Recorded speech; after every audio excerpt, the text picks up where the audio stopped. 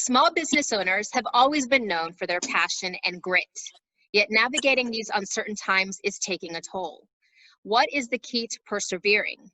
Being nimble, adapting, getting creative, leaning into their communities. The answer may be all of the above. Joining us today to share her experience is Davina, co-owner of Sips in New Britain, Connecticut. Hello, Davina, welcome. Hi, how are you? Great, thanks for joining us today.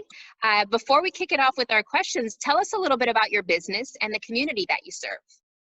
Yes, so we are a small coffee and tea shop in New Britain, Connecticut, as you mentioned. We started back in August at farmers markets and things like that, and we opened up our shop in January, and we sell coffee and a bunch of different tea flavors also. You mentioned to me when you were starting to build the coffee shop that you wanted to create a place for people to gather, to connect, and to build a community. Tell me a little bit about what was your vision behind this? We wanted to have a place where people could come, where they can talk and chat and get to know each other. My husband's very outgoing. He's the veteran of the business, so he's a veteran, a Marine Corps veteran actually. And he's always talking with people. He's very social as well. And we wanted to make a place and create a place where people could come, sit down, and chat with each other. So how has the pandemic changed your original vision, and how has it forced you to adapt? Great question. It's changed everything about our original vision outside of us still wanting to make sure that we're a part of the community. Initially, when we knew about all the changes that were going to have to take place, we started by step one was to take out the tables. Then we decided to do the curbside pickup, and then we closed completely. And it was almost like we had to kind of mourn the closure of the business. So that actually took that we went through that for a few days. But knew very quickly that we needed to figure out a way to stay afloat and keep going, and also share our love of coffee and tea with people in another way. So that's how kind of the progression of things that has changed. At this point now, we're still doing curbside pickup, but primarily for packaged goods, although we do brew coffee and tea if people do request it. But and on top of that, our kids are here as well. They so it's a big change for us. One of the things that emerged from this, though, is a program that seems to be very successful. You're doing a 2-for-1 program. Can you tell us a little bit about that? We knew we had to kind of increase our online presence because if nothing else, we knew that people were still going to order online. We had the website in place before, and we knew that we had to kind of bring more people to our website. So what we did was we decided, how can we still share coffee, share great specials, and also do something for the community? My husband's an essential worker. He works at a hospital, and just seeing during all the uncertainty what he had to deal with going to work and the sanitization process of him coming back home and all of those kinds of things. Yeah. We really wanted to make sure that we came up with something where we felt like we were doing something for the community and also help others to have that same feeling as us. So what we did was we decided to do a 2 we donate 1 program. And that idea, I'll say Connecticut definitely started off with a bang. People were definitely excited about it. I think many people, not just us, were feeling a bit helpless during that time. And they really wanted to do something, but it's hard to do something when you can't leave your house. Right. Go to the grocery store. And socially distancing, right? Exactly. So we figured out a way that we'd be able to do that for them, and that's by coffee. And it's not lost on us that coffee and tea are in some cases it's a luxury, right? It's not life-saving by any means, but we also know like the right cup of coffee or the right blend of tea in the morning can just make your day.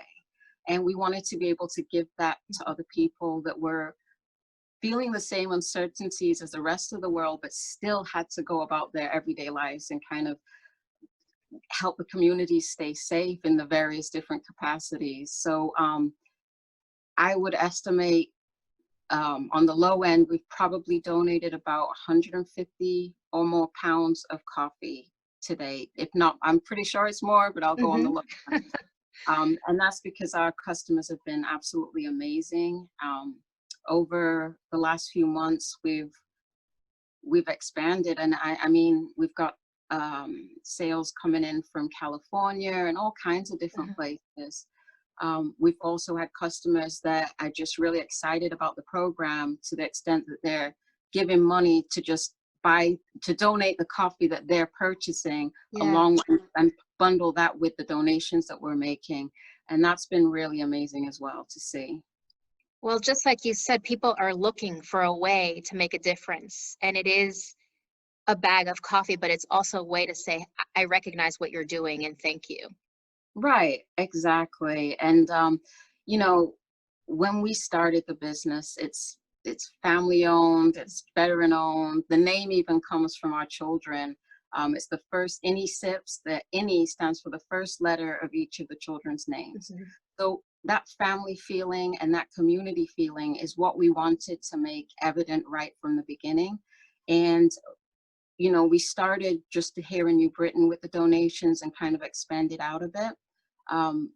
But we started, even the beginning of the business, we wanted to make sure that we focused locally. And that's, I guess, another thing that changed when the pandemic hit, because we're online now, it's open to the world.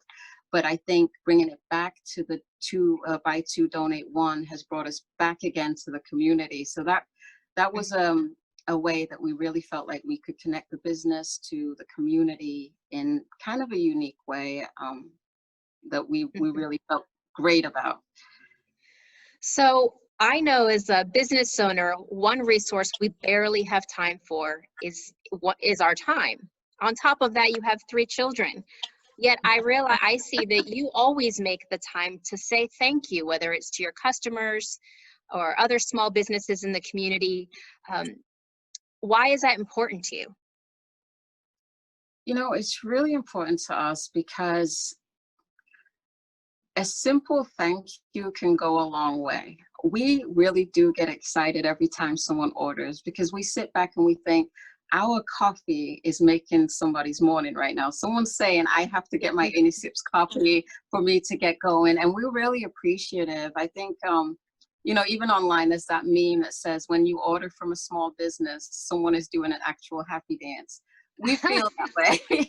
We really do. We're really, we just appreciate what people are doing. That there's so many other places that you can shop with, but we feel grateful that people chose us. I'm going to want to see that happy dance now.